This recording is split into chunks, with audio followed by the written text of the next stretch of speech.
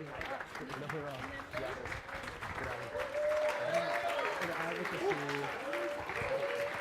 getting nervous. I'm trying to steal all the Back spots.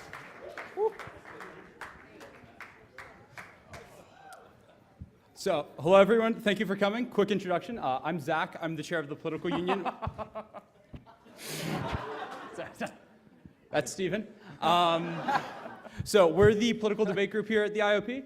Thank you so much for coming. A few quick thank yous before we get to it. First, thank you to all the candidates. They all agreed to come here. They're super busy with campaigning, so this is great that they're here. Thanks to, where are they? Gus and Sietse somewhere over here? Yeah, super helpful. Poker face. Third, thanks to all the forum staff for making this possible. They were great in really helping shape this event. And fourth and finally, we're going to thank all of you. This is great that you're all here. It's really great to see so many people involved in student politics.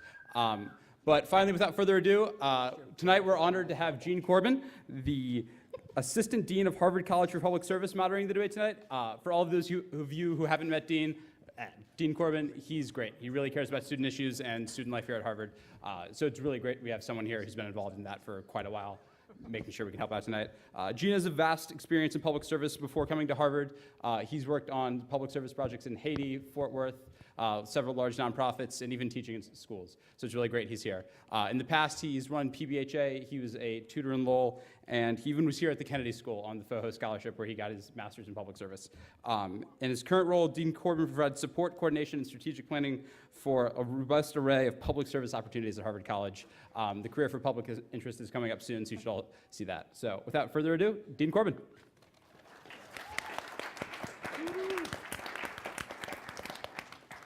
Thank you, Zach, for the kind introduction. It's great to see everyone. I'm really honored to, to moderate this debate tonight.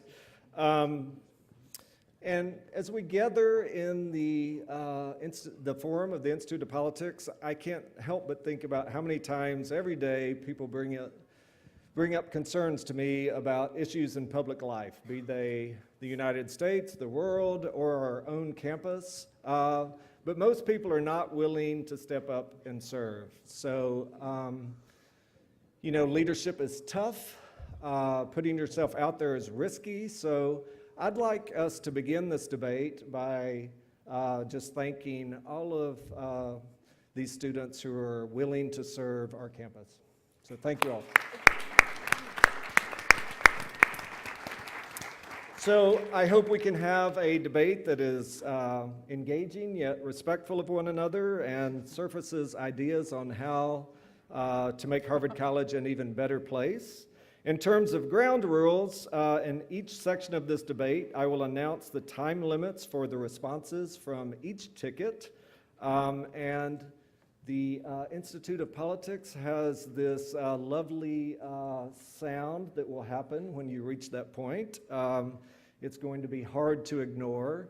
So just to respect other tickets, I ask that you stop at that point. And to kick things off, I am going to invite each ticket to take no more than 1.5 minutes to introduce yourselves and to make an opening statement. And I'm going to try to change the order throughout the evening, but for the opening statement, let's start with Happy and Faith. So 1.5 minutes for introduction and opening statement. Great. All right. Thank you guys all for coming tonight. It may seem crazy what I'm about to say, but my name is Happy. And my name is Faith. And we are so excited to be here today. Because we think the UC should be like Burger King. Have it your way. Boom. So we are running for UC presidency because we want to reinvent the UC, as in YOUC. We are running to address your issues and involve your voice. To do that, we have our two-pronged platform, which is Be Happy.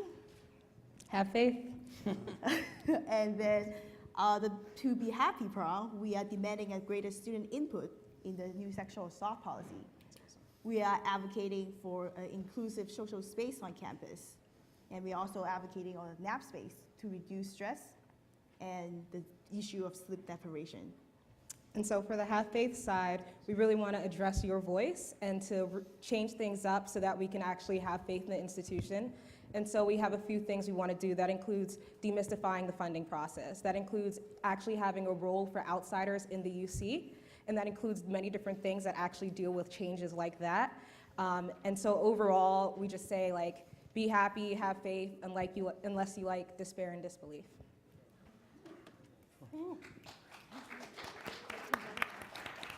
Ava and Drew. Hi, my name is Ava Nasrallahzadeh, and I'm a junior here at the College living in Soho. Hi, I'm Dhruv Goyal. I'm a junior living in Lowell House. And to open up, there are really two main things that drove Dhruv and I to run for the UC. The first one being driving that transformation from Harvard being a collection of individuals at one place to a cohesive community. And the second one is putting the funding to really make sure those ideas are implemented. In order to do this, we have a 4F plan, because everyone loves alliteration. The first one is FOMO, fear of missing out. The Harvard Undergraduate Council funds 40 events approximately every week, and not everyone knows that.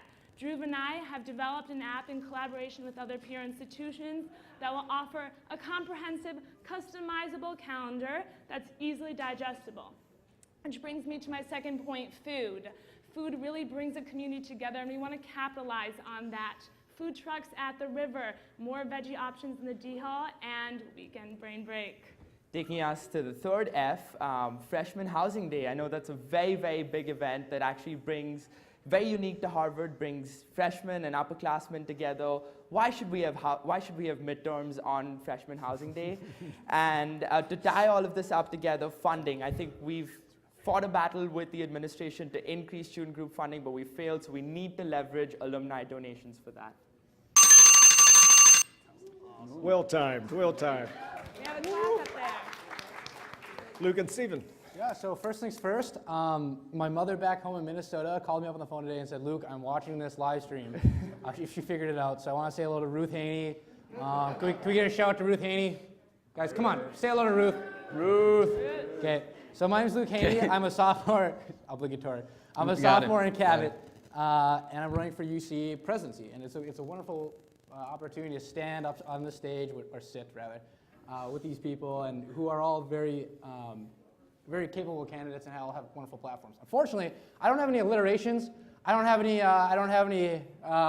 Haney Turban didn't really make a good slogan. No, unfortunately. Sorry, but we really want to talk about restructuring the UC, because we see the UC as more of a cultural element than an actual pragmatic element. And Turban, if you want to introduce yourself. Yeah, okay, so I'm Stephen Turban. I'm from the great state of Missouri. I wear bow ties a lot.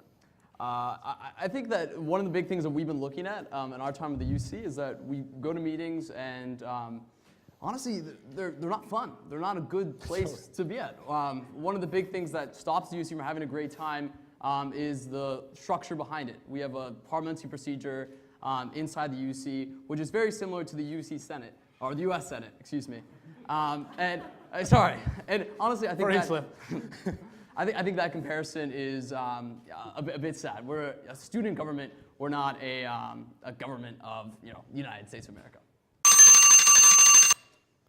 Oh, I guess we're next.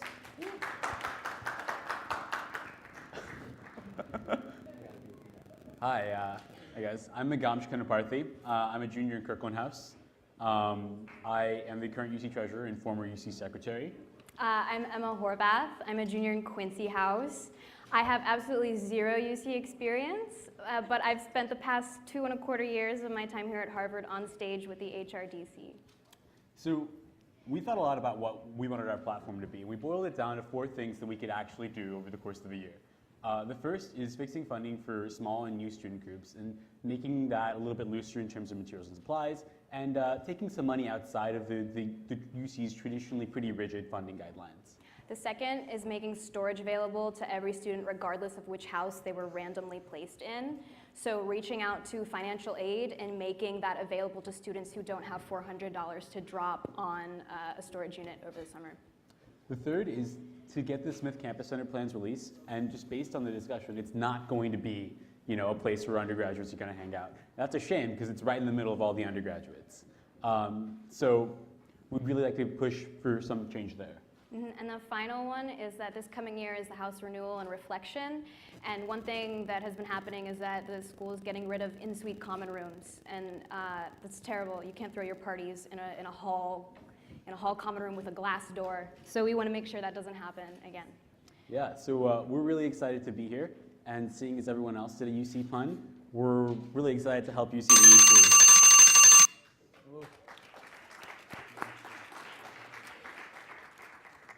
So thank all of you. We're off to a lively start. I'm now going to ask a series of 3 questions prepared by the Harvard Political Union. Each ticket will have 2 minutes to respond to each question. And the first question is, what do you see as the role of the Undergraduate Council at Harvard? How can the UC make a real difference in student life? And let's start with Ava and Drew. Sure, okay, so I get this question a lot. What does the UC even do? And that's a really valid question. So having been on the UC, this is my 3rd year now, I really believe our job is to work with these student groups who are the experts in their field. There's 490 student organizations here at Harvard. Work with them to bring them to a larger platform and really bring them to a larger stage. Facilitate this unexpected collaboration. Gene Corbin was talking about bridging and building. All right, let's make some unexpected bridges. Let's make some unexpected pathways. And let's facilitate this engagement with a larger community. One of the ways we can do that is by making it apparent what are the open and inclusive events on campus. You can do that with a comprehensive events calendar.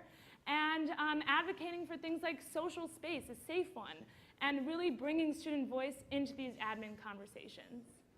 And our primary role on campus, which is our main focus, is funding student groups, right? So our biggest stakeholders on campus are student groups and students, right? And for the last 6 years, we've gone to the administration and asked them for a lot of money, and that culminated in the $250K campaign in the spring. Thank you, cousin Sietse, for that. But I think we need to move on, and we need to realize that the administration is not very receptive to our demands for more money. And therefore, I served on the Harvard Alumni Association. Ava, as Student Relations Committee Chair, has also had some FaceTime with alumni. And we've pitched the idea of potentially giving a part of their donations to the Student Life Fund, which then essentially goes back into student group funding. And alumni are very receptive to this idea because they can actually see a tangible use of their money, and so leveraging that aspect is something that we really want to focus on. Luke and Stephen? Yeah, so I think the primary position of the UC really is more of a cheerleader, if anything, right? Like the UC, doesn't have a huge budget. We spent a year trying to get a larger budget. Did it work? You know the answer to that. We have limited power. So if we start calling what the UC actually is, start calling it a student government, stop right now I biked over here to this presidential debate. Once we start recognizing what the UC actually is, then we can start having some fun with it. And then once we identify and be honest with ourselves what it is, then we can start actually doing stuff. You know what I mean? Not to say that we haven't in the past, right? I think Gus and Sietse were a prime example of this, that they're humorous. And the fact that through humor, they encouraged more people that normally wouldn't interact with the UC to interact with the UC. I think it's a shame that most of us actually are on the UC, are running for presidency. I think that this should be a space where anyone feels happy to be a part of, happy to run for president, because it's not just within the UC. It's within the college, and I think that once we address it and call it student government and just keep it at that and have fun with it, I think you'll see it take off. Yeah, I honestly, to add on to that, I think that a large part of what we do is as a cheerleader role, and that means that we get the awesome opportunity to talk to student groups and get them to do what they want to do. One big thing that the UC has done in the past, which was kind of disappointing, is that we've kind of looked at ourselves as an institution that should be taking on long-term projects. This really isn't something that is feasible. If we're a student government, every year we have different people come in. Every year we have people who want to change the food in Annenberg. Every year we have people who want to change the dining hall restrictions. We really should see ourselves as a force for pushing other student groups who will last long-term to have long-term impact. And quite frankly, who are also more passionate about the issues, right? If you have people who are dedicated to doing the specific role on campus, then let's have them do it. Let's empower these people to do what they actually like. Let's have the UC step back, let's give them the money to do what they want, and just be a government. The spotlight shouldn't be on the UC, the spotlight should be on what the UC funds.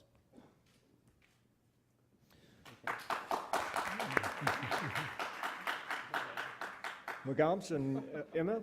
Yeah, so I think it's definitely the case. The UC isn't a government. We can't like pass a law, you know, and it's the reality of the situation, and it's how we have to move forward is by bridging the gap between the students and the administration.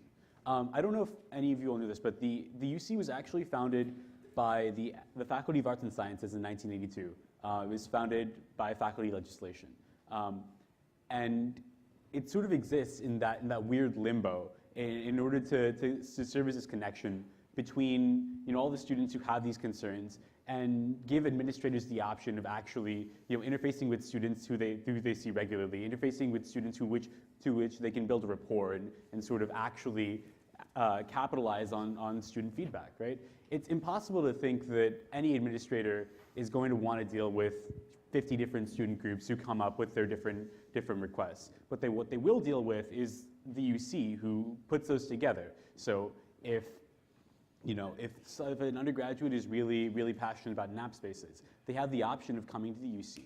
And then we have the option of going forward through the committee system and reviewing the merits of a proposal and then taking that forward to the administration with full knowledge that we can't just demand something, right? I think ultimately we have to be cognizant of that. And I think one other aspect of improving those relationships between faculty and the UC is improving how the faculty sees the UC. I think the difficulty now is that the faculty probably thinks that when they interact with these gov majors, who are for the most part on the UC, you're a computer scientist, I know, but I mean, I'm just saying that you have to, they have to feel like they're not interacting with the kids who are just interested in politics. They have to feel like they're interacting with these kids who are representing the entire school.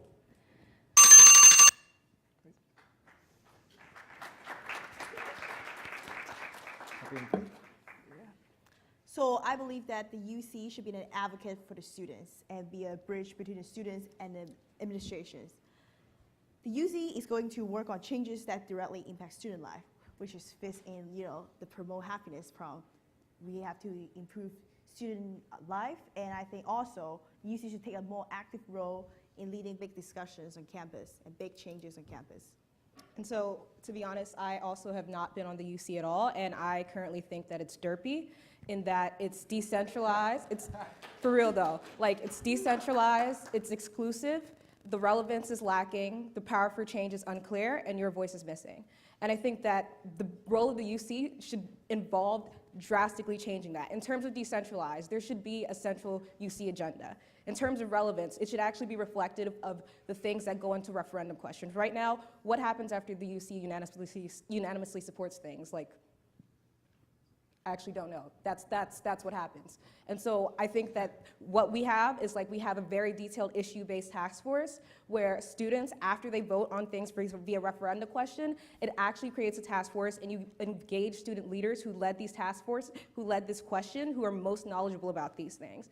It involves actually engaging students when we go to the meeting with President Faust. When Happy first approached me, again, UC outsider, she told me that the UC has a semesterly meeting with Drew Faust. And this whole time I'm like, the UC has no power. No, that's huge. That is access. And we want students to be able to actually vote on that. And the issue with the UC is not that it lacks power. The UC has access and it's a microphone. It's the way that you use the power. And we need to change the UC so we best use the power we have and then we can demand more input and actually gain more power after that.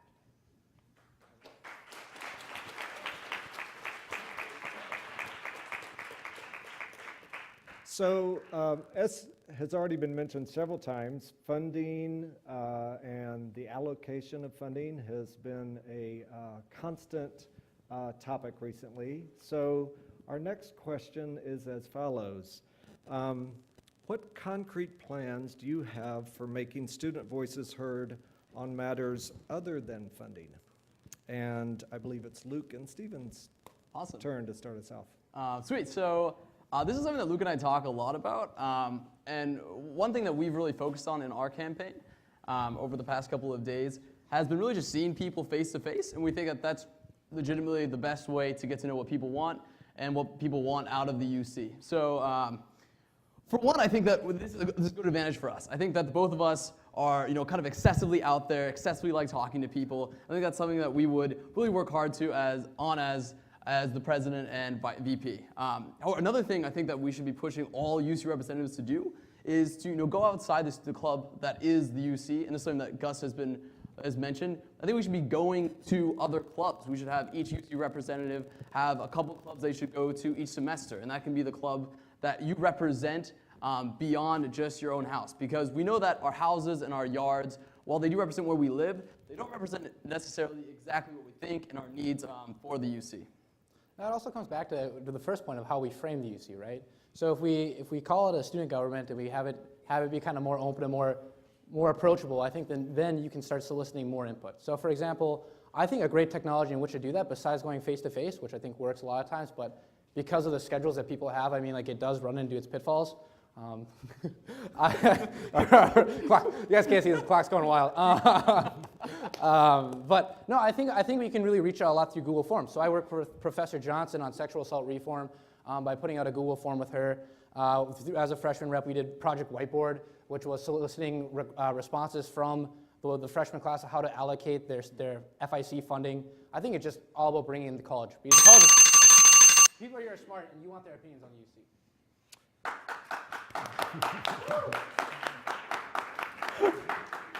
So I think the key here is exposure.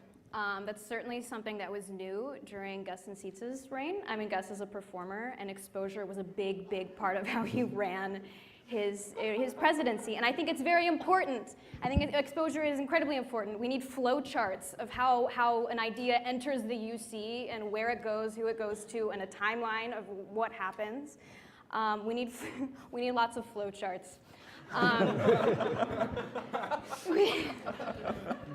So exposure, making sure, I think when you're a UC insider, you think you know what the student body wants, but that's not always the case. I think it's really important to shut up and listen.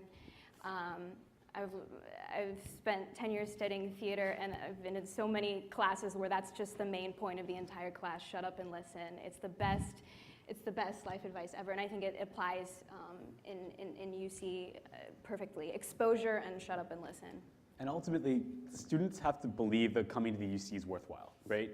Students have to know that, like, if you come to the UC with an issue, people are actually going to pursue it. People are going to take time out of their busy days to go sit in the most incredibly boring meetings you can possibly, like the Committee on Student Life, which is probably the most important committee on student life, meets at 8 a.m. in Adams. I actually slept through it this morning, but I mean, that's the thing, is that all of the most important decisions are being made in places that aren't accessible to students. They're being made in ways that aren't accessible to students, and that's ultimately it, right? There are people who really care about these things. There are people who really push for these things. There are people who really want to help, and a lot of them are on the UC. But unless people expect and are realistic about what we can actually do, they're not going to come forward with it. And it's exposure and people actually reciprocating.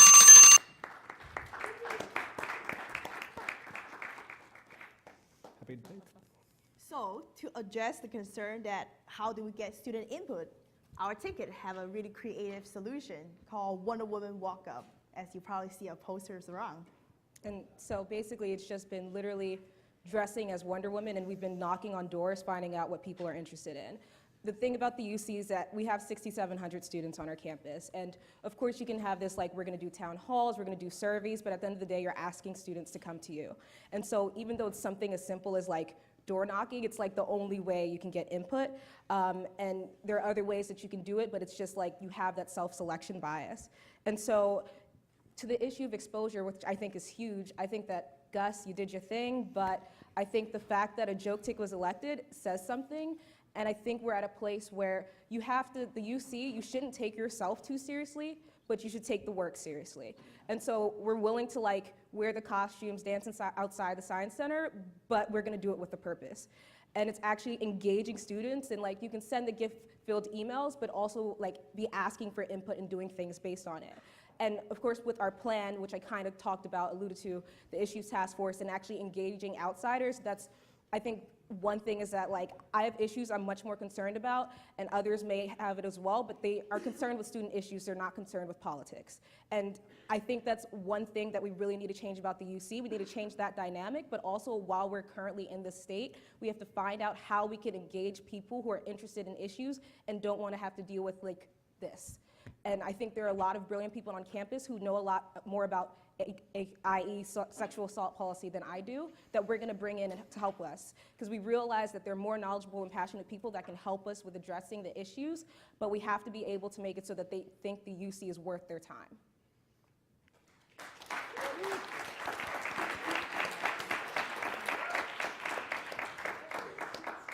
We believe that the best ideas that the UC can work on essentially come from simple dinner table conversations. I still remember my freshman year, I took a 9 a.m. class, and I know a lot of you here have taken a 9 a.m. class at some point in your Harvard time. Every time I would get out of the 9 a.m. class about 10:05, and Annenberg would shut its hot breakfast out at 10 a.m. So I was having this conversation with a friend, and my friend told me, you know what, Annenberg times are from 7 to 10 a.m. Why don't you shift it from 7:15? Why don't you get it shifted from 7:15 to 10:15?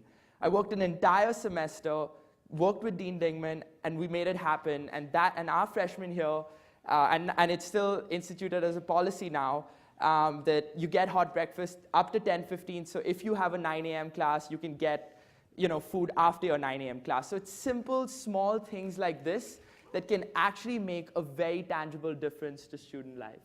So as you can see, we're really into this food thing. But something I've noticed among all of us is actually we all agree that we need to bridge the gap. And Luke and Stephen, I agree. We need to be present. Our faces need to be there. But I can't make clones of myself. I can't be everywhere at once. But something I can do is making this communication much more transparent. As the student relations chair, when I go to a meeting about sexual assault and I'm reading the entire Title IX document, I know that you guys aren't going to spend hours on this document. So let's think about how we're going to communicate this. Through infographics, through fun graphics, through ways that you engage in other social media and other websites. BuzzFeed delivers news, and it's a fun way to deliver news. Why can't we deliver news in a fun, comprehensible way? Yes, we're going to listen to you, but at the same time, I want to tell you what's going on in those meetings, and I want to say what changes are happening, and infographics do it.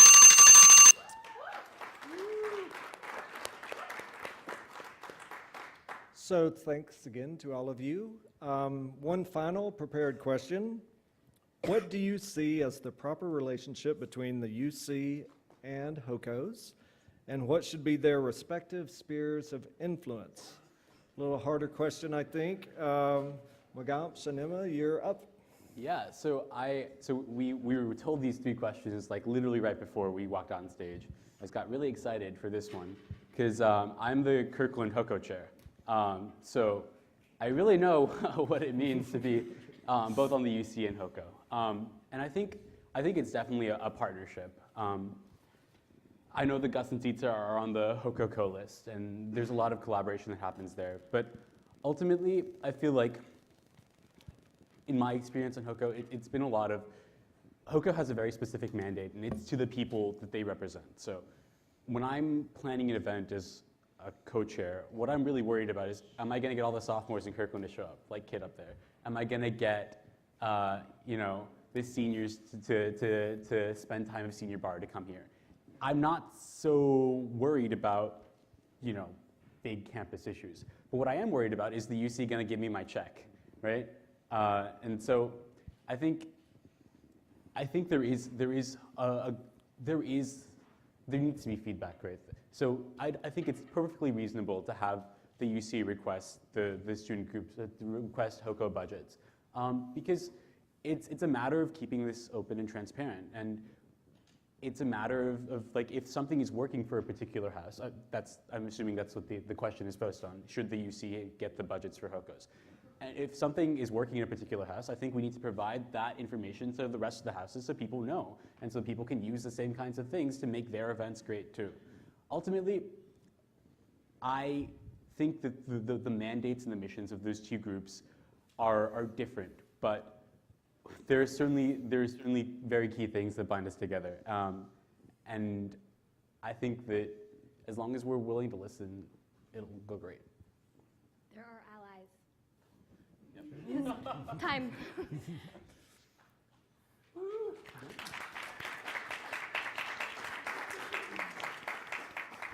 Happy and faith. So we believe that we need to definitely increase collaboration between the HOCO and the UC. Like Magansh, I'm also on the HOCO for Career House, and I know that by talking with our HOCO chair, they definitely would love to work with the UC more. They told me that, oh, we would love for you guys to come by for a minute for an update. So part of our platform, our idea is to establish a monthly HOCO UC meeting to increase communication and collaboration between the UC and HOCO. A lot of times, we work on very different issues, and then there are so many ways for us to collaborate. And I think that just by having one UC representative to show up at the meeting, to talk to the HOCO, to just tell us what the issues that we're working on, it's a tremendous value to add to both sides. And in addition to that, one thing we're proposing is that we will have it so that HOCO chairs can opt into a program where one UC rep is at each of their meetings. And so this is beneficial for both in that they can just have like a 2-minute spiel from the UC and they'll hear about what's happening.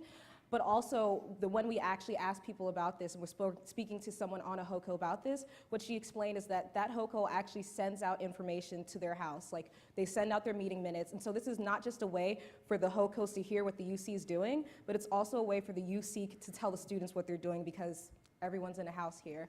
And so it's a very good way in that it's like increasing collaboration, and it's a mutually beneficial relationship. Thank you all.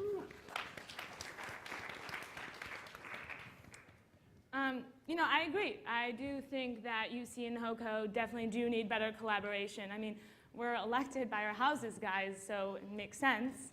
I don't think that the current relationship is a healthy one. I don't think that the kind of big daddy position UC has taken of handing the check to HOCOs and not having obligation after that is a very healthy one.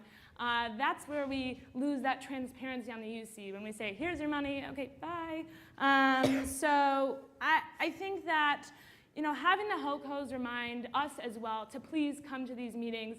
I know our HOCO chairs don't let the FOHO reps miss a Sunday meeting. They remind us every Sunday, and Miranda Chang, I'm coming to a meeting, I promise.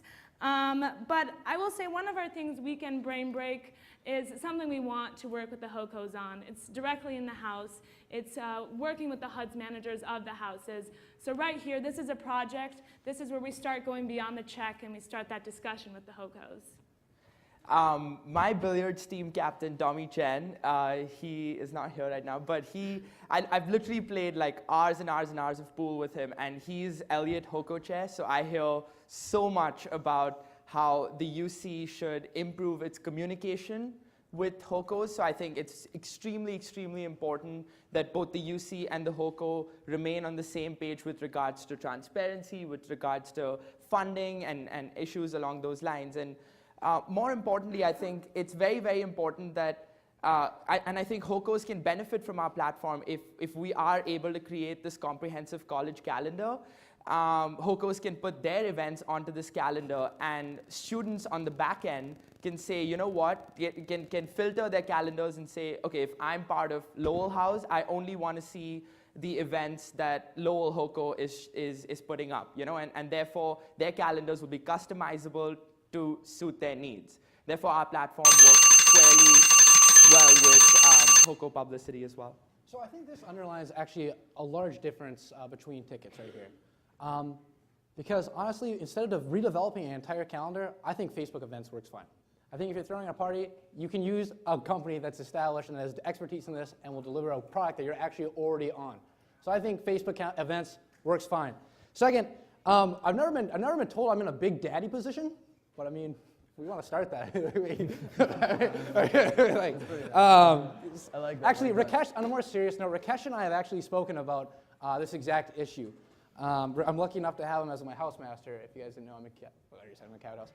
And he recommended that for me to actually start working out a program in which UC reps from the House sit down and actually attend the HOCO meetings. Because you can talk to them, but the best way to do it is just to attend each other's meetings. And once you're on the same page, then I think that you can build a rapport and you can build some respect. And I agree with Magamsh 100% that the House committee should reveal their budget.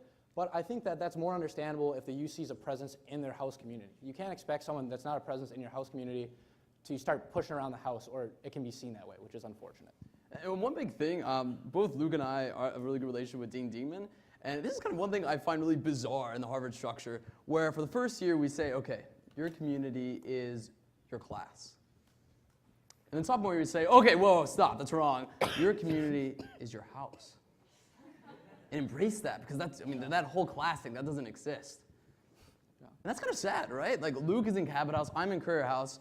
I don't really see them inside our respective living arrangements. And I think that's where the UC really stands to make a big improvement. I think the UC, beyond senior class committee, freshman class committee, there's one event for the junior or sophomore class, and that's junior parent weekend. That is a travesty. That is something we should be working on right now, and something that we will be doing in our presidency.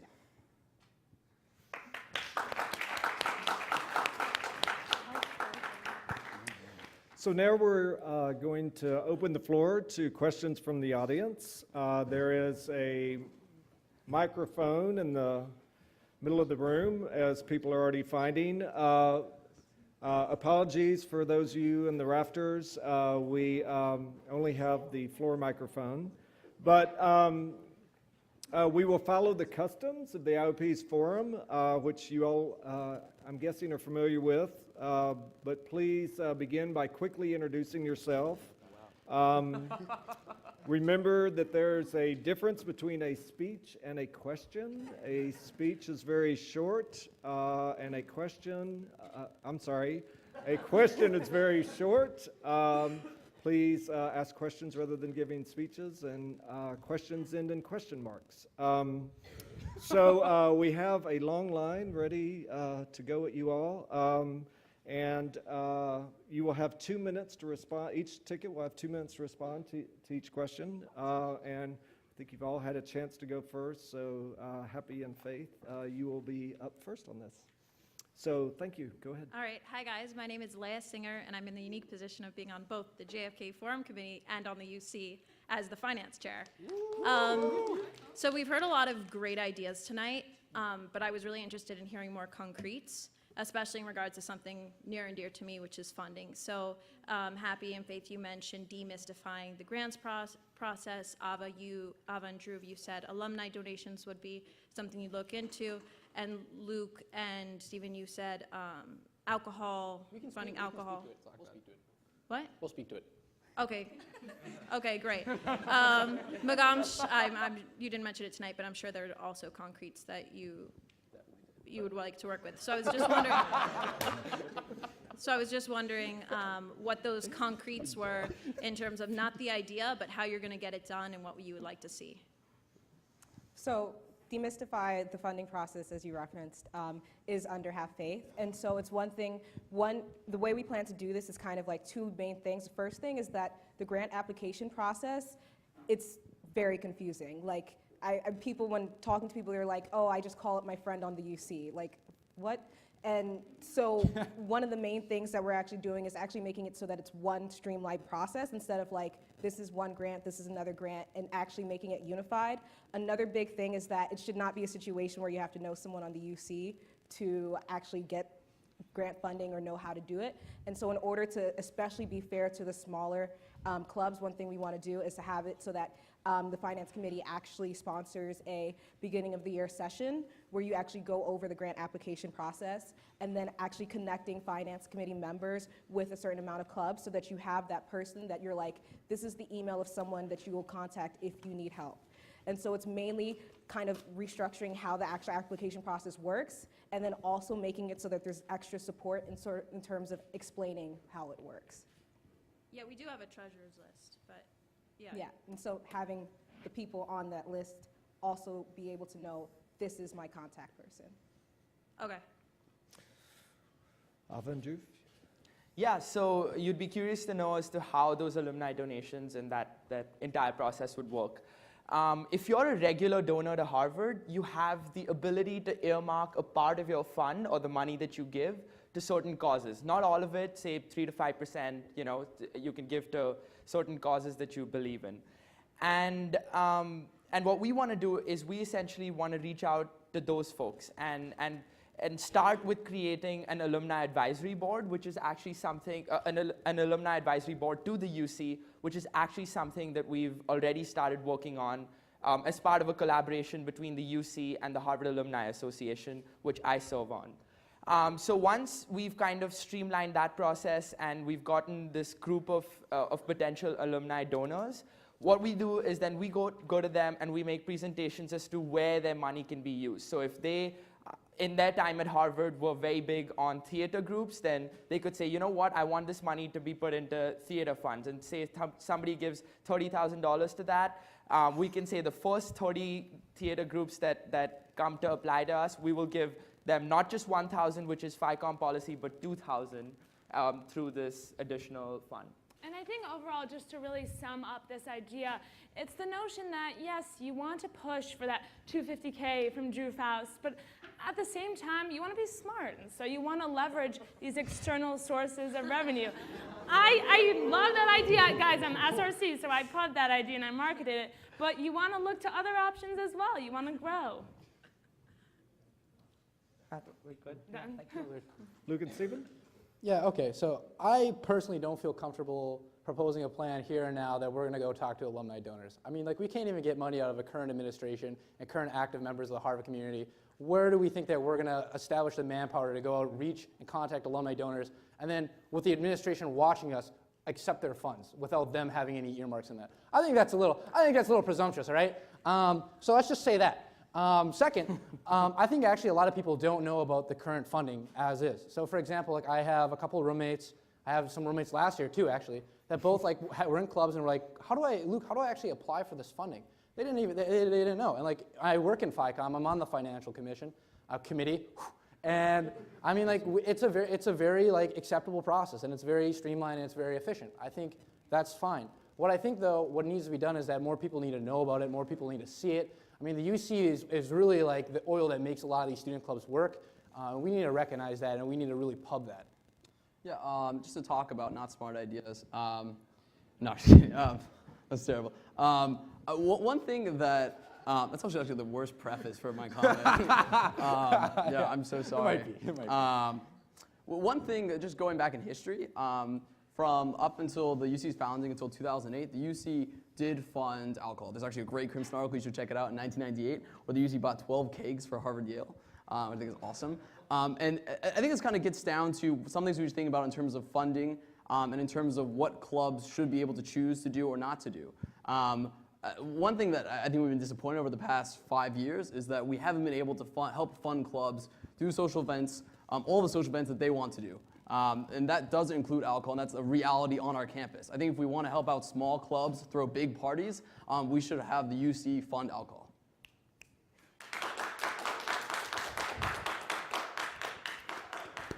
I'm going to get a quick word in before the treasurer starts talking about funding. But yeah, back to exposure flow charts and every small student group needs a flow chart. This is like, go to this office in the I don't know how you get funding. You go to the IOP, right? No, you go on a website. No, what do you do? Website. You go on a website, okay, and then do you need your ID number? What do you? I mean, you need steps. Yeah. So fun fact. Fun fact, there actually is a meeting every year doing club re-registration where we like explain the funding process in detail. Like clubs choose not to go to it, and like funner fact, clubs will go through the process of applying for money and then not pick up their check. Like that makes zero sense to me. I think we have to acknowledge the fact that there are real things that we do. So every member who comes into a FICOM meeting will get us an email from a person who interviewed them saying like, this is your contact. Like if you have a question, reach out to them. They get an email from me every time they're at office hours. They also get an email like, every single time that they receive a grant after the UC votes on them. Ultimately, like, funding is one of those things where I think the concretes really have to come in terms of changing in our policy. I think one of the things that we're pushing for is for the way that small groups and new clubs get treated, because a lot of the times, especially on FICOM, sometimes the decisions become by our policy guide, which is great because it's fair, because everyone who wants to apply can see it. But sometimes the basis for making these decisions shouldn't be what's written on the piece of paper, but rather what's the need on the student group, right? And there is sometimes where, you know, if you're the Go Club and you need a bunch of Go boards, it's a little bit harder to fit into the policy guide. But it's certainly a need that you have that's direct and that's Thank you. I could talk about this for a long time. So next question. Yo, what's up, guys? I'm Ali, for those of you who don't know me, which is like 7 of you. So, Ali, yep. All right, so nice to meet you. So obviously, like, one of the big stories on campus this week has been the whole UHS restructuring, a decision which was seemingly made with very, very little student input, which I think is a cause for concern among a lot of students, that there was so little input. So you guys talked a lot about bridging the gap between the UC and the student body, but I was just wondering what were you guys' thoughts on bridging the gap between the UC and the administration more, so that the UC is a more legitimate, like, institution with regards to, like, communicating with various administrative groups. Yeah. So Avin Dhruv, bridging that gap with those administrators? Yeah, okay, so thank you for that question, Ali. So talking about bridging the gap, let's do it right here. So what's going on with the change in Stillman? What's happening is that Dr. Barrera and his task force really want to make UHS more of an urgent care clinic, more so you call up and then same day you have an appointment. This is good for that 8 a.m. to 10 p.m. stretch. Really bad that we're closing off Stillman for the overnight hours. So reading through his long email, I noticed a few loopholes in there, such as one, when this nurse decides to pick up the phone in the after hours, what kind of advice is she gonna give me? I mean, finals, freshman year at 2 a.m., I walked into UHS because I was really sick. My situation during that time was beyond a nurse calling me and giving me advice. So I need to, and along with Dhruv and along with you guys, come into this meeting with Dr. Barrera. I've had meetings with him one-on-one. I'm very comfortable talking to him and say, what's this transitional space you were talking about in your email between Mount Auburn and UHS? What's this home care model you were talking about, and how are you going to staff that? And when it comes to alcohol, if it's going to be at Mount Auburn, a lot of students, including myself, feel a little bit uncomfortable with that and the amnesty policy. There's a difference between UHS and Mount Auburn. There's a difference in distance as well. And trust me, when it comes to intoxication, students often need direct contact, and they need to be seen in a close proximity. So Dr. Barrera, these are the questions I have for you. And just on a more broad level, news like this is something that will come up several times if we are elected as President VP. So I think on a more general level, our approach to these situations would be reaching out to the administration first and foremost. And I think Gus and Sietse have done a great job with this, and then making an informed sort of decision as to how you want to deal with it.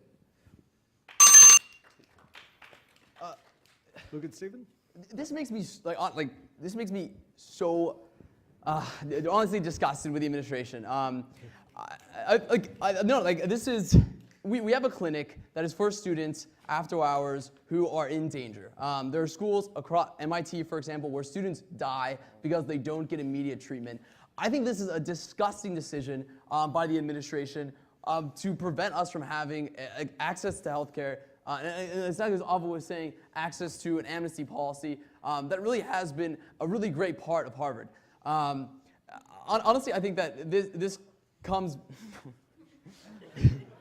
amnesty policy. 1 second. We'll talk. I'm going to transition. All right, I'm just mad. You want to take this one? Yeah, So no, go I ahead. actually think this is symptomatic of a larger problem. Like people call the UC a joke because of the people that run for it, the watermarks they put on every pamphlet in the houses. But the UC is a joke because the UC is a joke because the administration treats us as one. The UC is a joke because the administration doesn't ask for our input on anything. They spy on you. They change the stuff on the Smith Campbell Center. Like, come on, like, what's going on, man? Like, we're here to represent the students. Administration, please recognize that. Please see that this is what we sign up to do voluntarily, sink our time and do, which is very valuable economically, very valuable. And like, we're dedicated to service. So I think the fact that they didn't even contact the UC or the students this helps to serve, what the hell is that? Like, what are we doing? Like, that's why we're here.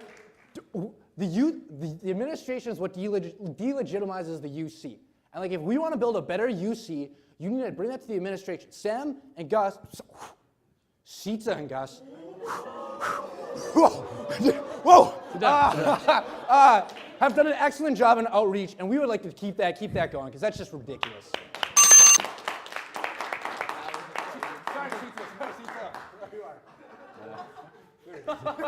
Yeah. Oh. So this is one of those questions that has one right answer. Obviously, everyone is upset. You know, no one's going to stand up here and be like, oh, I think it's a great idea, you know, and that's what all of us are saying. The squeaky wheel gets the grease. Squeaky wheel gets the grease, that's right, right? And Gus, I mean, you're such a great squeaky wheel. And I want to be the squeaky wheel this year because I'm very, very good at it. Yeah, actually, I'm sort of mad at Gus and Sietse because they knew before the rest of the students did that this was going to happen. And this is the worst part, is that, yeah, bombshell. The worst part is the administration will make a decision. And then they'll come to you like, oh, let's hold a town hall, let's do this, like, let's pretend like you have input after we've made this decision, right? That's the worst part, is they think that they can patronize you with the idea of like, oh, like we're coming to you and asking your input, but if you've already made this decision, if you're already certain on what you're going to do, then what's the use, you know? That's the frustration that I think students feel, is that they hear their voices, they have loud voices, like me and Emma can yell, like Gus and Sietse can definitely yell, but they have these loud voices and the administration will listen to them, but only after they've already decided exactly what they're going to do. And it's incredibly frustrating, and that's the main frustration that I have as a UC member. And I think the reason is because the faculty feels like they're answering to a small body, and they don't feel like they're answering to the entire student body. So again, it's a matter of bridging the gap. Yeah, I'm still mad. Happy in faith? Look, the student infirmary. I think it's a service that they tell us is underutilized, but a service that is underutilized does not. Wait, how does that? Okay. Wait. What's going on? So a service that is underutilized. Wait. Hold on. Oh my God. Okay. So something that is underutilized does not mean that it should be eliminated. Last night, my eye got an infection, so I had to show it at Stillman at midnight because, look, my eye was like going all red, swollen. So if it's not there, what are we gonna do? I'm not gonna walk to Mount Auburn Hospital. So I think that it's definitely a problem that the administration choose to just cancel this program without notifying students. It's a big issue. And so I think that the other tickets did a great job in framing the problem, that there's no input, that the university doesn't think the UC is legitimate, that they talk to us after doing things, but we know what the problem is, and I think the biggest thing is that the solution is not just talking to them about what's happening with Stillman, it's talking to them about the greater issue. There's Stillman, there are the videos that this ticket referenced, and then of course we have like going back in the day to the email searches. The university does not respect our privacy, the university does not respect our voice, and I think that is what needs to be addressed in a more larger structural way. I think that the UC needs to unite, you need to work as a team, hold each other's mics, and do what you gotta do so that the university realizes like that this is not how we can proceed. Like the biggest issue is not talking about Stillman, it's talking about the fact that we can't have this thing where the university decides something, there's a newspaper article, we get outraged, there's a task force. No, no, no, no. We can easily address these issues before we get to that stage, and that's what we need to be doing. Thanks, guys. Great. So it feels like you all are not always needing the 2 minutes. So and we have a pretty long line. The suggestion's been made keeping your responses to 1.5 minutes. Are you all okay with that? Yeah. Awesome. Next question. Hi, my name is Sarah Coughlin. I'm a senior in Adams House. And it seems to be a recurring theme at Harvard that the university will do something that hurts students, and then we all get upset about it, and they convene a task force. The Stillman closing, the Q Guide, more helpful reform come to mind, the study on attendance in lecture, and the failure to incorporate an affirmative consent policy into the sexual assault reform. I think it's clear from what's going on today that Gus and Sietse have created an environment where students feel very empowered to talk about the way that the university isn't listening to us. My question is, how will your administration retain the student body's confidence that you will continue to use the UC not just as a body of student governance, but actually as a body of student activism? Absolutely. That's awesome. There's us.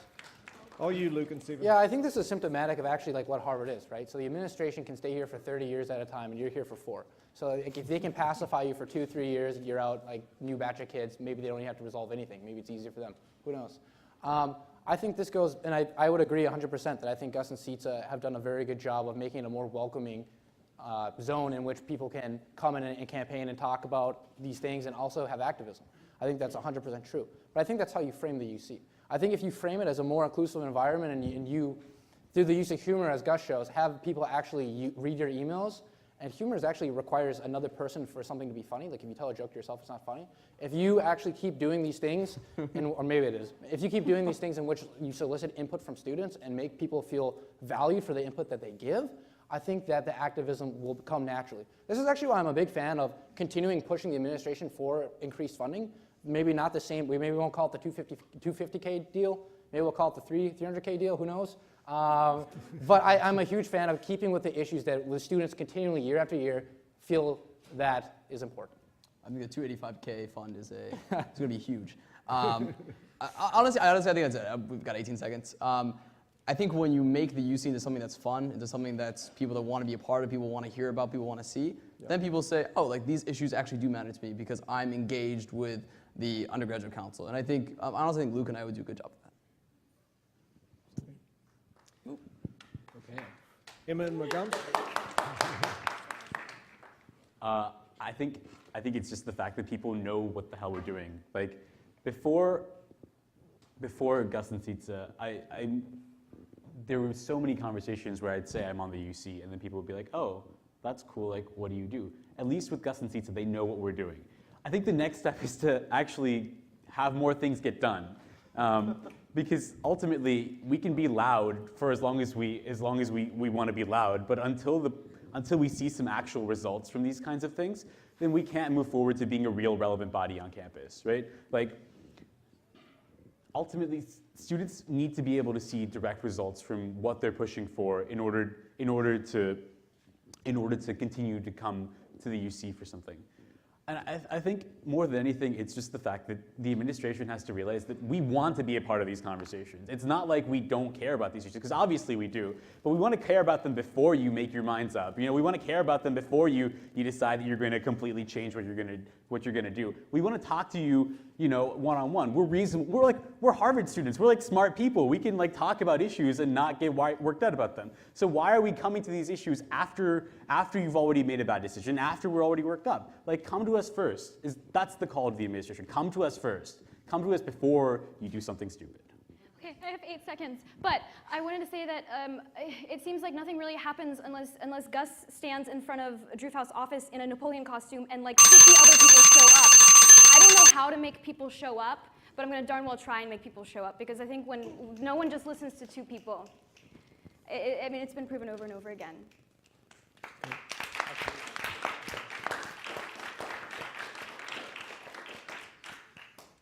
Just like we talked about earlier, under our Have Faith prong of our platform, we are creating these issue task forces that actively try to engage students, leaders, and student activism on campus. We want to have these issue task forces and invite student leaders outside the UC to come speak with us, and we want UC representatives to go to their meetings. This is a two-way process. We are not just asking them to come to us, we are also reaching out to student activists on campus. That's one big part of our platform.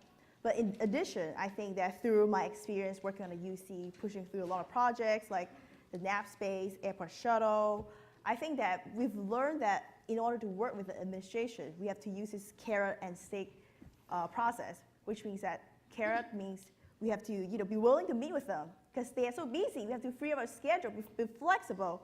But at the same time, they always going to push back. So what we need to do as representative, we have to be very assertive. We tell them this is what we want. We don't back down easily. And I think in order to do that, we have to definitely show them data, show them are serious about it. And I think data as well as definitely following up with them, meeting up again and again. That's how we push through projects. And I think the biggest thing is that the worst thing administration can be is decent.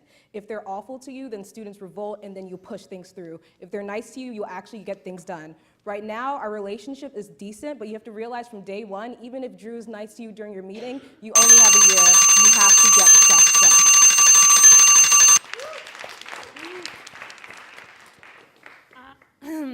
Okay, so two things. One, I think we've all agreed that we need to be talking to the administration a lot, but I think this is just going back to like manners.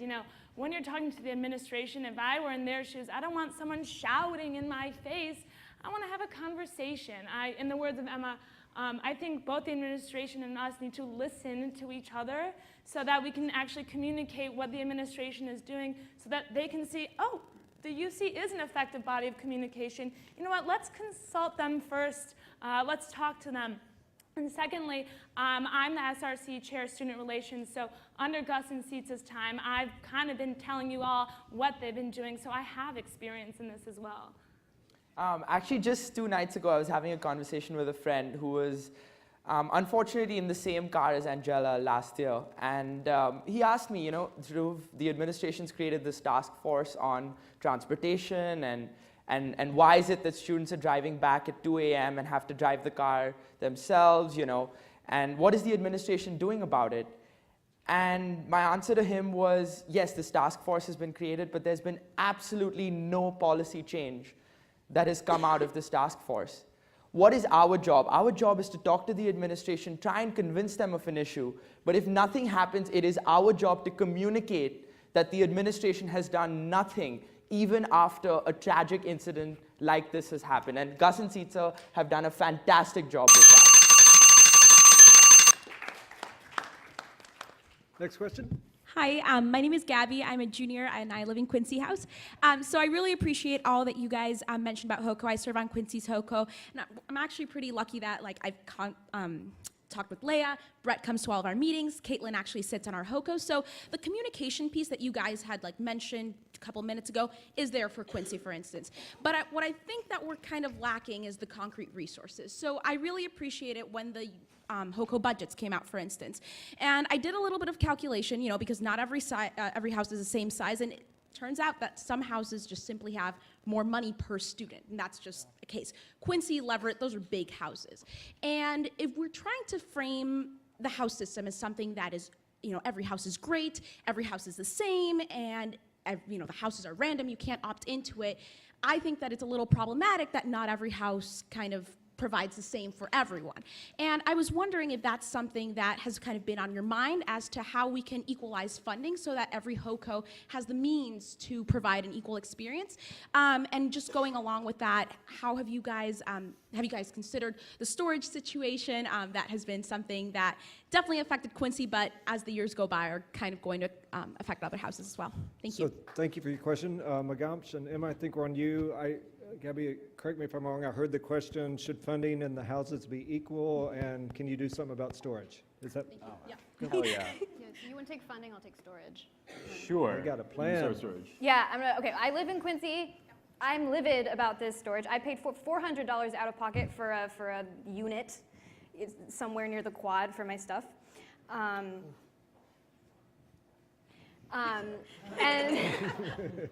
So the thing is deliverables, right? The best thing we can do, I think, is make sure financial aid covers storage for students who really need that money, who really need that. That's the smallest thing we can do. Otherwise, we want to start a conversation about where can we fit these boxes. There's lots of spaces on campus. I don't believe that there's no place to put stuff. Yeah. Ultimately, like, I think that I'd love for HOCOs to have more money.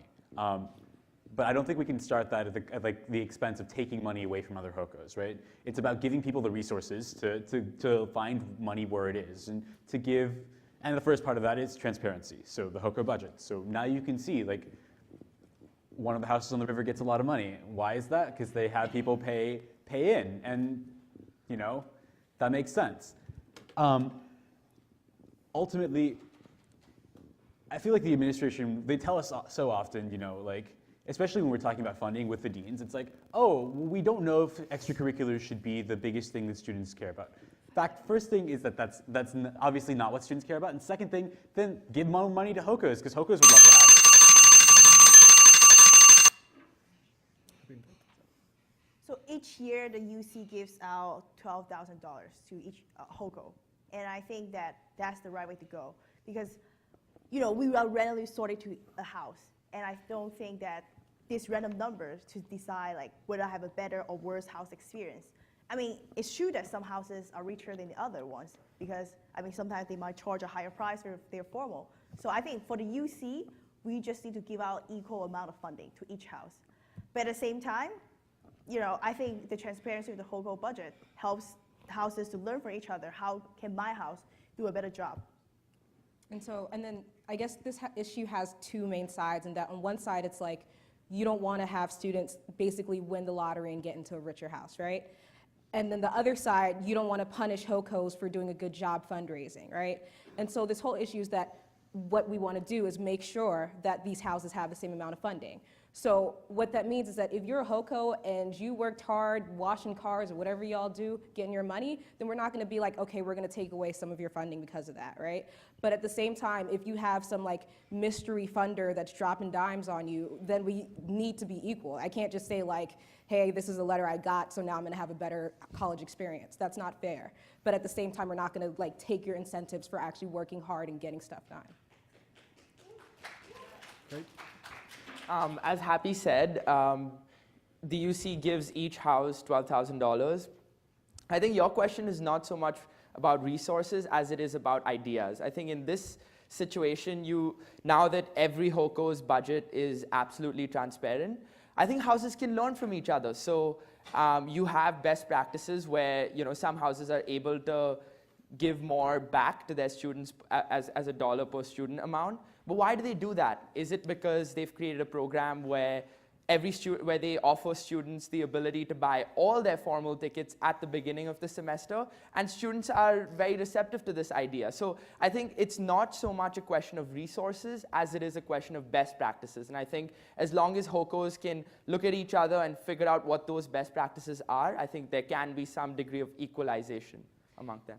And I think as far as storage goes, I can definitely sympathize with that. I live in California, so we can't really drive my stuff over there. I do need school storage. And one option is maybe let's not store it in the houses. I live in the quad. The SOCH is empty a lot of the time during the summer. Second and third floors are dedicated to student organizations, which are not necessarily active using those spaces over the summer. Why hasn't anyone talked about the SOCH yet for storage? So this is a question I really struggle with. In that I think we all agree that every student at Harvard should be able to have an opportunity to have the same experience. Unfortunately, I think we have a reality where some houses have more circulation and thus have a stronger house life than others. And I think that's something that we should recognize as a college. It's kind of like the awkward elephant in the room. But if I was selected into a house where I have friends coming in all the time, circulating in and out, and whereas if I'm in another house where I only see the people inside my house, I'm not sure if that's a fair experience in itself. And I honestly think that maybe pushing back against equal HOCO budget, I think that the UC should be taking an analytical look at each of the houses and say, perhaps I'm in Courier. Perhaps Courier actually does need the most help, and that's the job of the UC to say, hey, we want to give that equal experience to each house. If we do take an analytical approach, I think that it's important to note that we wouldn't want to keep that within the UC.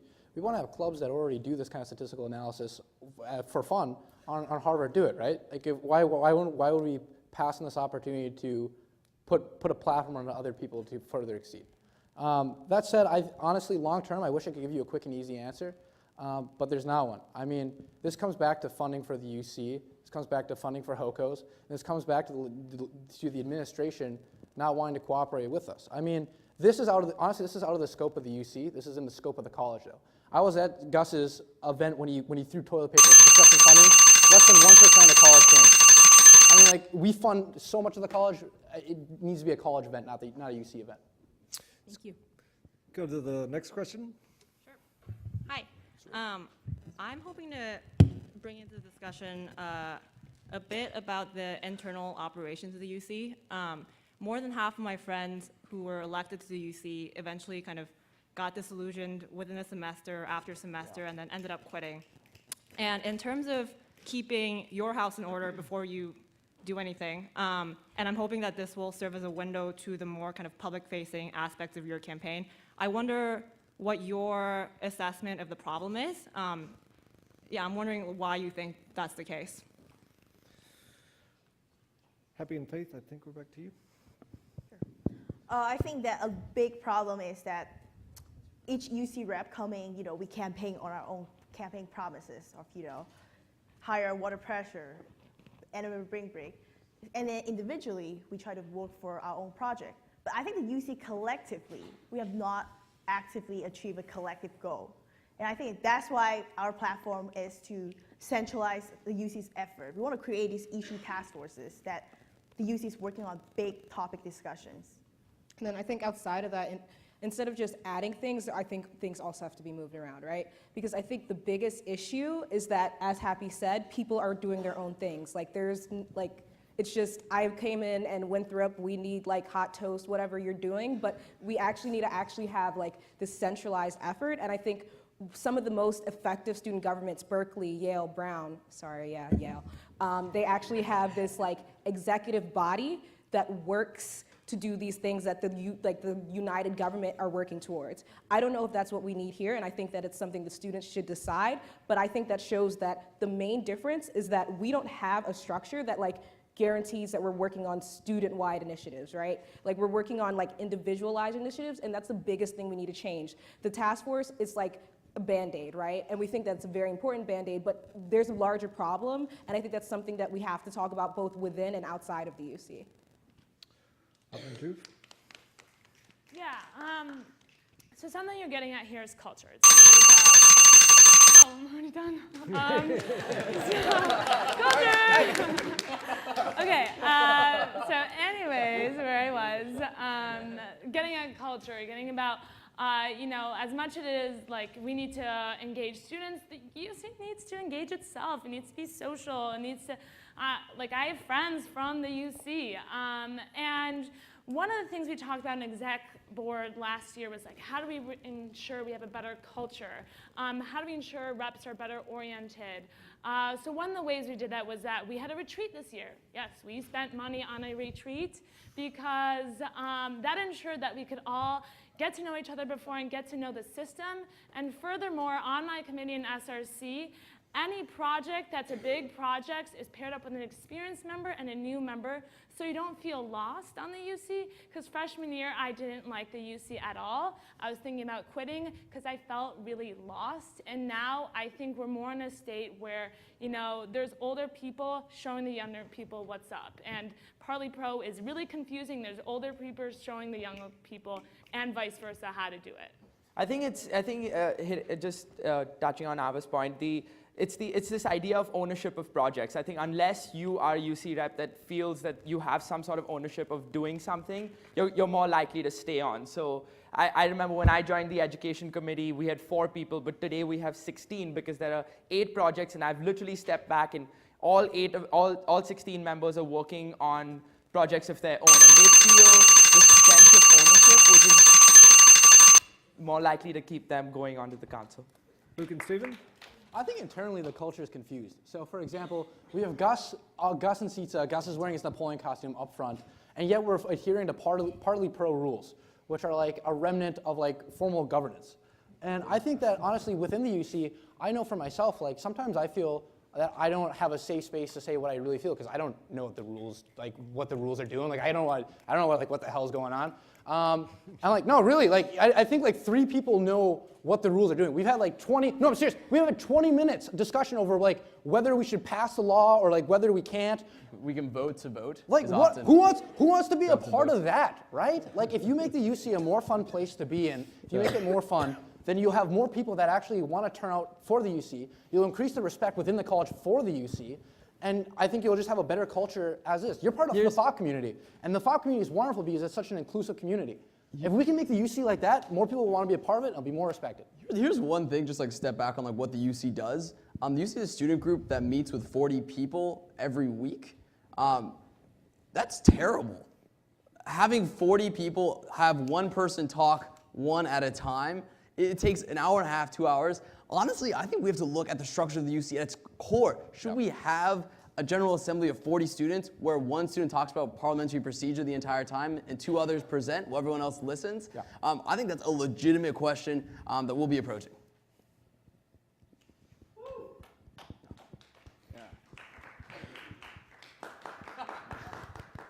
Yeah, I totally get this. I 100% feel all the same. Like, it's impossible to be on the UC and at every moment think that like. First, first I think it's discouraging when students work a lot on these things and then they don't see a result, right? And that's just the nature of the changes are big and change takes time and change is hard. And second, I think it's a result of the fact that the UC really wasn't that friendly before. I remember Gus telling me the first meeting Gus went to in the UC, Drew actually got like yelled at by the current president, and it was so weird. I mean, who wants to be a part of that kind of organization? Ultimately, I think it's about caring.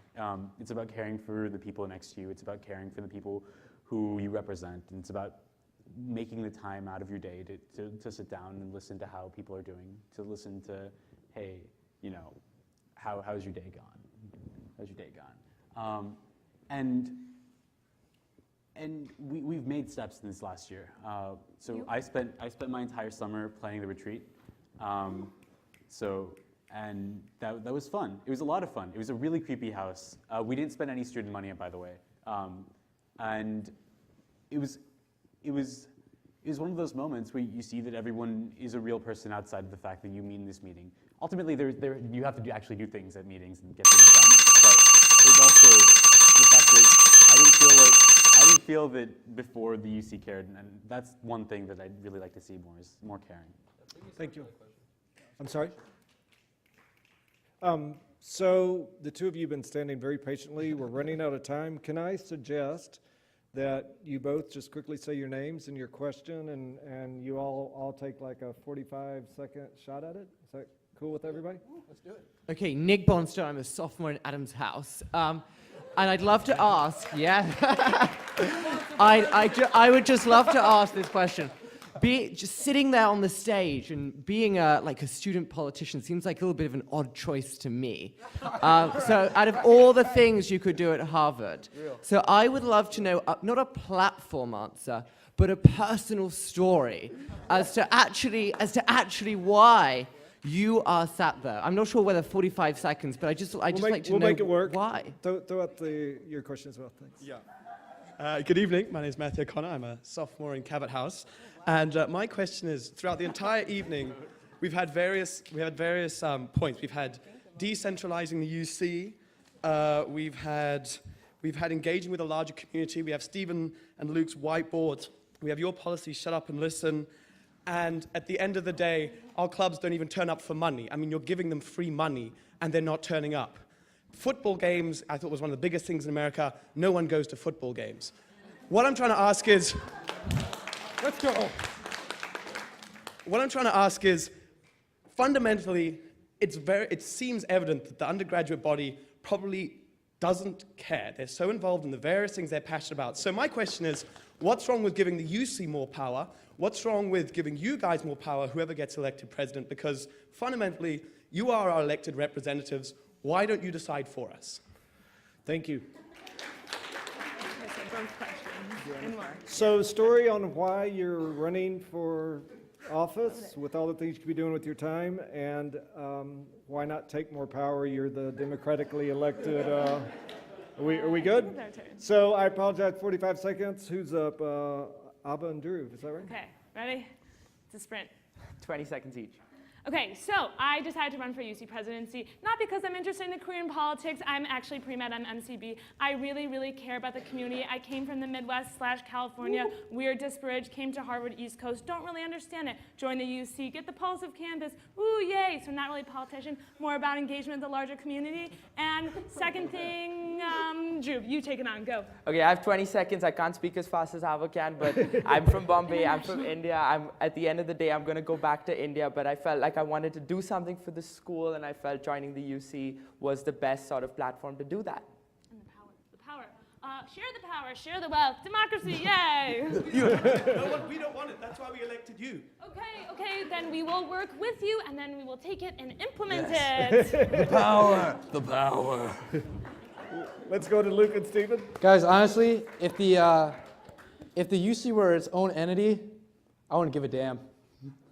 Really, I care about the UC because through it we can touch you guys, you know what I mean? Like, through this, no, seriously, this isn't about the UC, this isn't about being up here on stage, it's about hanging out with you guys, it's about creating a campus where you guys feel like you have a voice and you have some agency. Matt, I think this ties perfectly into this. Like, you want to have the UC have more power, talk to the administration. Let's get some better funding, let's get us on par with the rest of the Ivy League, and let's actually get Harvard's clubs well funded. Let's not cut people off club sports. Also, just for context, I really love Luke as a friend, and I thought this is just such an awesome opportunity to work with the student body and hang out with Luke. Likewise with Steven. Magam, Geneva? Yeah. Why are you running? Why are you running? I'm running because I really had fun this year, and I want to make sure that the UC is still fun. And Magam also has the most experience out of any other candidate who's running. That's true. That's true. Yeah. Emma actually convinced me to run. Yeah. I'm running because I think Magamsh is one of the nicest people I've ever met that's on the UC, and I think he also has so much experience, and I bothered him all summer. I was like, you gotta run. He was like, I'm too, like, immodest. And, Immodest? And, no, modest! No! So then I was in Kirkland House working on a problem set, and Magamsh was like, no, like, everyone I wanted to run with is running for president. What do I do? And Gus Meopoulos walked in and said, why don't you run with Emma? And I was like, that's a crazy idea, sure. So that's why it's happening. So happy in faith. I'm running for UC presidency because I just care about student voice, and I guess that ties closely to our personal story. I was born in China, where democracy does not even exist. And after my family moved here, I just realized how powerful it is that people's voice actually matter in our government today. It's kind of a cheesy story, but that's why I ran for UC my freshman year. But through my past 2 years, I don't think that the UC has really achieved its potential to make sure student voice are there. That's why I'm running for UC presidency, to address this issue. And then for me, I never planned to run for the UC. I've been involved with student issues. I'm working on inclusive social space. But after meeting with Dean Corbin about that, he was just kind of like, people get to Harvard and then they stop caring. And I realized that he was talking about me because I was a fighter in high school, and then I gave up here, and then Happy approached me with perfect timing. And I think it's just really important to realize the UC does have power, and you should use it.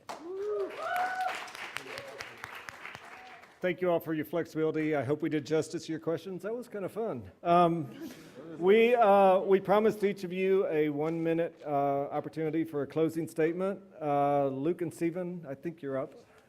Are we? I don't think so. No, we think we are. We need a flow chart, Emma. We need a flow Where's chart. that flow chart? Where's that flow chart? What are we doing? Luke and Stephen, I think Billy you're up. Bo's probably frozen. Yeah, well, thank you guys so much for coming down. I mean, while we do have the entire bottom floor full, it'd be nice to see the entire stadium, or the entire speaker hall filled. I mean, because these are issues that impact everyone. We hope you keep in tune with what we have cooking over the next couple of days. There'll be some more excitement on that end. Stephen? I don't even know what you just said. Speaking tongues. Yeah. Honestly, thank you guys for coming. This is an incredible experience. We think we do a good job. Yeah.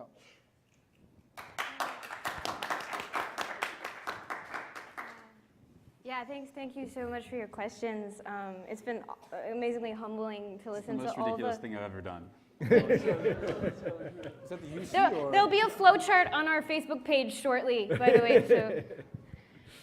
But honestly, we talked a lot about really big things. We talked a lot about really big issues. I've never, if people were disengaged every single time, then we wouldn't be having discussions about the fact that the UC is like irrelevant. Like, come out. Like, we'd love to meet with people. That's why we're running, right? Ultimately, platforms will change, like issues will come and go, but you're voting on a set of people to represent you. You're voting on people who are going to stay constant. I mean, Tombaz Rav, yeah, but now he's wearing a suit and sitting with, like, in the middle of the IOP, right? I think ultimately you're making a big choice with very little information, and we'd love to chat more. Vote for us.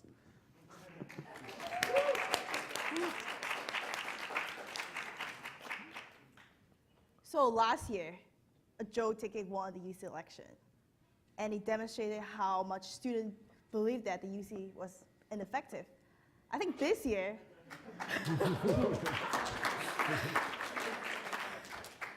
I think the UC definitely has improved its image by, funny GIF, email. But I think that honestly, real changes still has not taken place.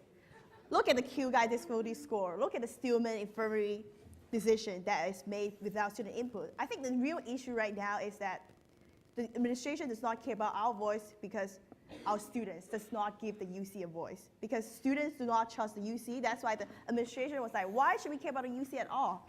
That's why we're running to reinvent the UC.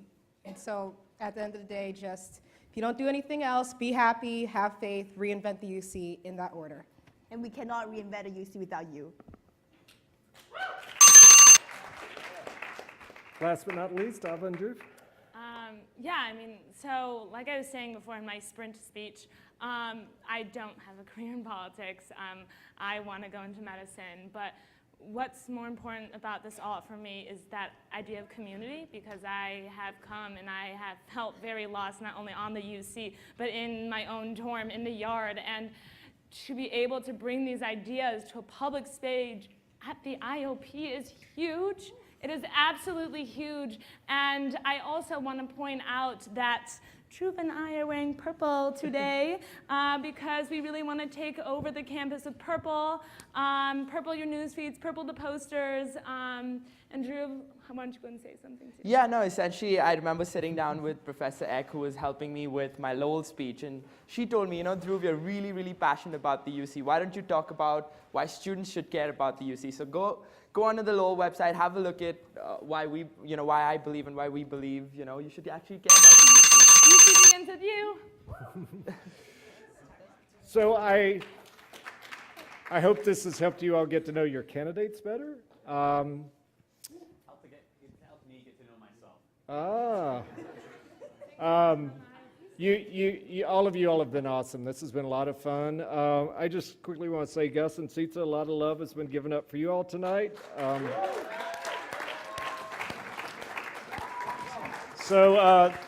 Thanks for your service as well, and let's thank your candidates who are bravely running for office. Thank you all for coming.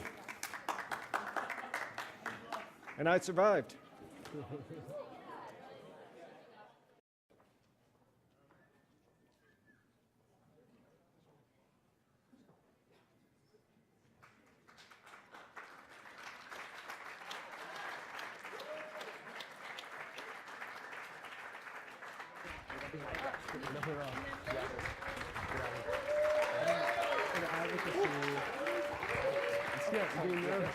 Trying to steal all the Back spots. up. So, hello everyone. Thank you for coming. Quick introduction. I'm Zach. I'm the chair of the political union. That's Stephen. So we're the political debate group here at the IOP. Thank you so much for coming. A few quick thank yous before we get to it. First, thank you to all the candidates. They all agreed to come here. They're super busy with campaigning, so this is great that they're here. Thanks to, where are they? Gus and Sietse somewhere over here? Yeah, super helpful. Poker face. Third, thanks to all the forum staff for making this possible. They were great in really helping shape this event. And fourth and finally, we're going to thank all of you. This is great that you're all here. It's really great to see so many people involved in student politics. But finally, without further ado, tonight we're honored to have Gene Corbin, the Assistant Dean of Harvard College for Public Service, moderating the debate tonight. For all of those of you who haven't met Dean Corbin, he's great. He really cares about student issues and student life here at Harvard. So it's really great we have someone here who's been involved in that for quite a while, making sure we can help out tonight. Gene has a vast experience in public service before coming to Harvard. He's worked on public service projects in Haiti, Fort Worth, several large nonprofits, and even teaching in schools. So it's really great he's here. In the past, he's run PBHA. He was a tutor in Lowell, and he even was here at the Kennedy School on the FOHO Scholarship, where he got his master's in public service. In his current role, Dean Corbin provides support, coordination, and strategic planning for a robust array of public service opportunities at Harvard College. The career for public interest is coming up soon, so you should all see that. So without further ado, Dean Corbin.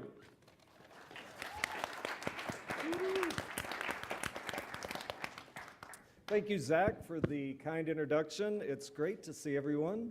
I'm really honored to, to moderate this debate tonight.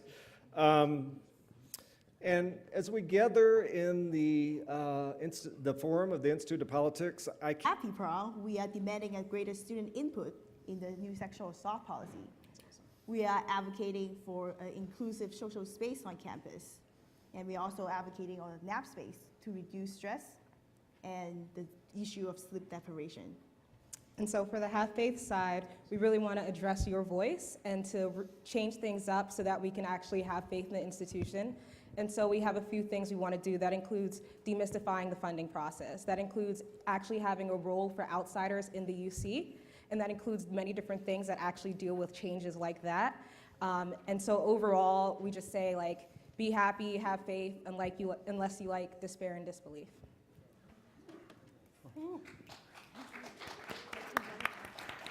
Ava and Drew. Hi, my name is Ava Nasrallahzadeh, and I'm a junior here at the College living in Soho. Hi, I'm Dhruv Goyal. I'm a junior living in Lowell House.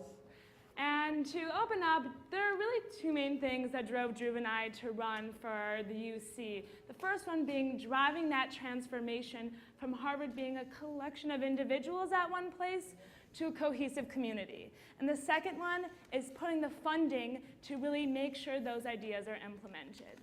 In order to do this, we have a 4F plan, because everyone loves alliteration. The first one is FOMO, fear of missing out. The Harvard Undergraduate Council funds 40 events approximately every week, and not everyone knows that. Dhruv and I have developed an app in collaboration with other peer institutions that will offer a comprehensive, customizable calendar that's easily digestible. Which brings me to my second point, food. Food really brings a community together, and we want to capitalize on that. Food trucks at the river, more veggie options in the D Hall, and weekend brain break.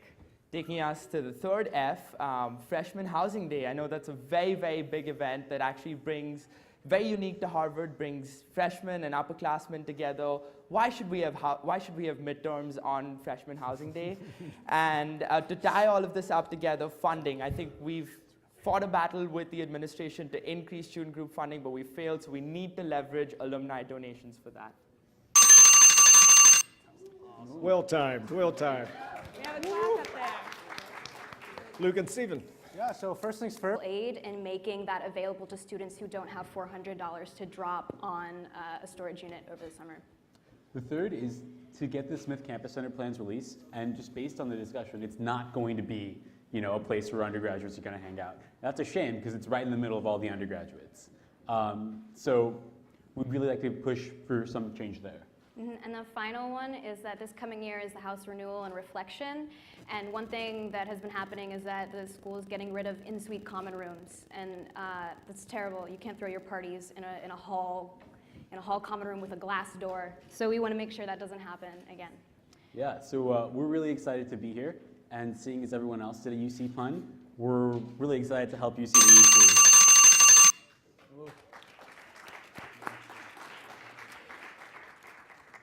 So thank all of you. We're off to a lively start. I'm now going to ask a series of 3 questions prepared by the Harvard Political Union. Each ticket will have 2 minutes to respond to each question. And the first question is, what do you see as the role of the Undergraduate Council at Harvard? How can the UC make a real difference in student life? And let's start with Alva and Drew. Sure, okay, so I get this question a lot. What does the UC even do? And that's a really valid question. So having been on the UC, this is my 3rd year now, I really believe our job is to work with these student groups who are the experts in their field. There's 490 student organizations here at Harvard. Work with them to bring them to a larger platform and really bring them to a larger stage. Facilitate this unexpected collaboration. Gene Corbin was talking about bridging and building. All right, let's make some unexpected bridges. Let's make some unexpected pathways. And let's facilitate this engagement with a larger community. One of the ways we can do that is by making it apparent what are the open and inclusive events on campus. You can do that with a comprehensive events calendar. And advocating for things like social space, a safe one, and really bringing student voice into these admin conversations. And our primary role on campus, which is our main focus, is funding. First, my mother back home in Minnesota called me up on the phone today and said, Luke, I'm watching this live stream. She figured it out, so I want to say hello to Ruth Haney. Can we get a shout out to Ruth Haney? Guys, come on, say hello to Ruth. Ruth. Okay, so my name's Luke Haney. I'm a sophomore, obligatory. I'm a sophomore in Cabot, and I'm running for UC presidency. And it's a wonderful opportunity to stand up on the stage, or sit rather, with these people, and who are all very capable candidates and all have wonderful platforms. Unfortunately, I don't have any alliterations. I don't have any. Haney turban didn't really make a good slogan. No, unfortunately. Sorry. But we really want to talk about restructuring the UC, because we see the UC as more of a cultural element than an actual pragmatic element. And Turbin, if you want to introduce yourself. Yeah, okay, so I'm Stephen Turbin. I'm from the great state of Missouri. I wear bow ties a lot. I think that one of the big things that we've been looking at in our time at the UC is that we go to meetings and honestly, they're not fun. They're not a good place to be at. One of the big things that stops the UC from having a great time is the structure behind it. We have a parliamentary procedure inside the UC, which is very similar to the UC Senate, or the US Senate, excuse me. Sorry, and honestly, I think I think that comparison is a bit sad. We're a student government. We're not a government of the United States of America. Oh, I guess we're next.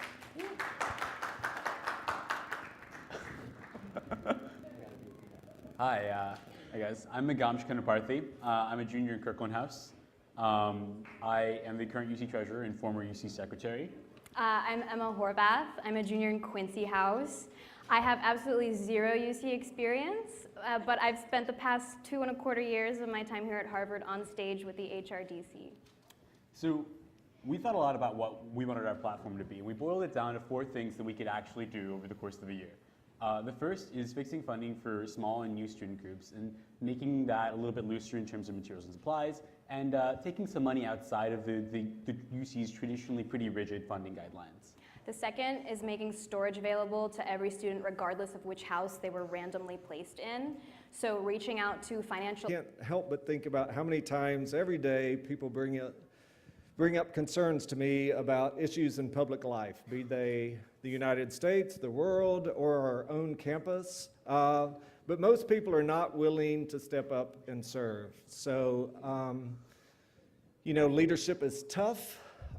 Putting yourself out there is risky. So I'd like us to begin this debate by just thanking all of these students who are willing to serve our campus. So thank you all. So I hope we can have a debate that is engaging yet respectful of one another and surfaces ideas on how to make Harvard College an even better place. In terms of ground rules, in each section of this debate, I will announce the time limits for the responses from each ticket. And the Institute of Politics has this lovely sound that will happen when you reach that point. It's going to be hard to ignore. So just to respect other tickets, I ask that you stop at that point. And to kick things off, I am going to invite each ticket to take no more than 1.5 minutes to introduce yourselves and to make an opening statement. And I'm going to try to change the order throughout the evening, but for the opening statement, let's start with Happy and Faith. So 1.5 minutes for opening introduction and opening statement. Great. All right. Thank you guys all for coming tonight. It may seem crazy what I'm about to say, but my name is Happy. And my name is Faith. And we are so excited to be here today. Because we think the UC should be like Burger King. Have it your way. Woo. So we are running for UC presidency because we want to reinvent the UC, as in YOUC. We are running to address your issues and involve your voice. To do that, we have our two-pronged platform, which is Be Happy, Have Faith, and then to Be Happy.